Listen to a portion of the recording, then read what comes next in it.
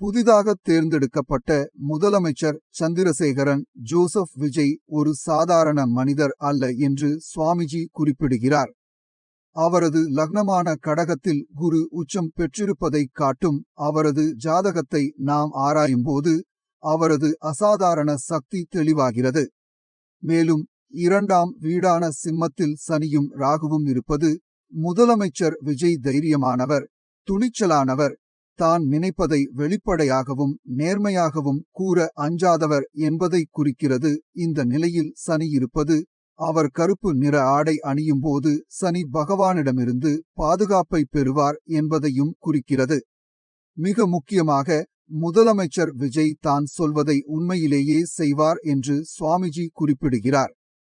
பொதுமக்களால் அவர் எளிதில் குறைத்து மதிப்பிடப்படுகிறார். மேலும் அவரது நேரடியான பேச்சு சில சமயங்களில் மக்களுக்கு எரிச்சலை ஏற்படுத்தினாலும் மற்றவர்களால் பாதிக்கப்படாமல் தன்னால் என்ன சாதிக்க முடியும் என்பதில் எப்போதும் கவனம் செலுத்துவதே அவரது சிறந்த குணமாகும். முதலமைச்சர் விஜய் தான் எவ்வளவு காலம் வாழ்கிறார் என்பதை பற்றி கவலைப்படாமல் தனது நாட்டிற்காகவும் குறிப்பாக தனது சொந்த மாநிலமான தமிழ்நாட்டிற்காகவும் என்ன சாதிக்க முடியும் என்பதில் அக்கறை கொண்டிருப்பதை சுவாமிஜி பாராட்டுகிறார். அவர் சாதி பாகுபாட்டிற்கு சிறிதும் செவிசாய்க்க மாட்டார். மொழி பாகுபாட்டை நிராகரித்து மோசடியை ஒழிக்க கடுமையாக உழைப்பார். உண்மையில் சுவாமிஜி கூறுகிறார், அவருடைய மனம் சந்நியாசியை போன்றது. மற்றவர்களின் எதிர்பார்ப்புகளாலோ அல்லது சுய இன்பங்களாலோ பாரமற்றது. ஏனெனில் அவர் தனது இளமை பருவத்தில் 18 ஆண்டுகள் ராகுதசையையும் அதிலிருந்து வரும் அனைத்து இன்பங்களையும் ஏற்கனவே அனுபவித்துவிட்டார்.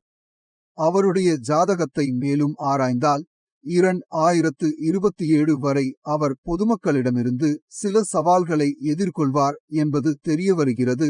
இது பெரும்பாலும் பொறாமையின் விளைவாகவும் மரபுசாரா பின்னணியைக் கொண்ட ஒரு இளைஞன் தன்னை மேல்நோக்கிக் கொண்டு செல்ல ஒரு காட்பாதர் இல்லாமல் முதலமைச்சர் பதவிக்கு உயர்ந்ததை மக்களால் ஏற்றுக்கொள்ள முடியாததாலும் ஏற்படுகிறது.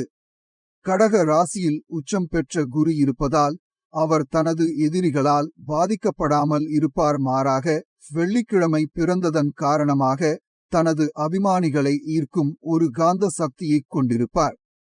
11ஆம் வீடான ரிஷபத்தில் சுக்கிரனும் சந்திரனும் இருப்பதால் அவர் தனது தாத்தாவிடமிருந்து பூர்வ ஜென்ம புண்ணியத்தையும் பெற்றிருக்கிறார்.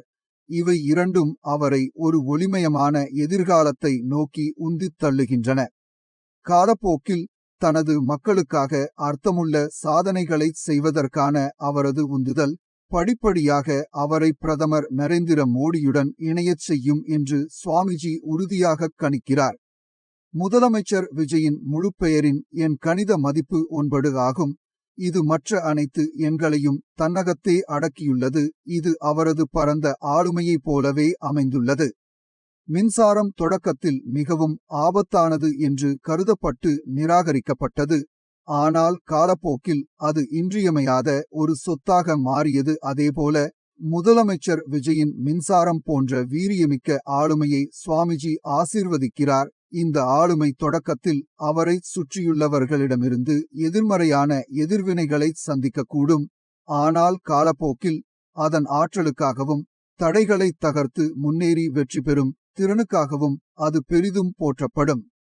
ஒரு நாள் மக்கள் முதலமைச்சர் விஜயின் திறன்களை உண்மையாகவே புரிந்து கொள்வார்கள் என்று சுவாமிஜி கூறினார். மேலும் மிகவும் மாறுபட்ட மற்றும் வழக்கத்திற்கு மாறான பின்னணியைக் கொண்டிருந்த போதிலும் அவர் அடைந்திருக்கும் இந்த அதிசயமான வளர்ச்சியை நாம் பாராட்ட வேண்டும் என்றும் அவர் நினைவூட்டினார். இறுதியாக சுவாமிஜி பின்வருமாறு எச்சரிக்கிறார்.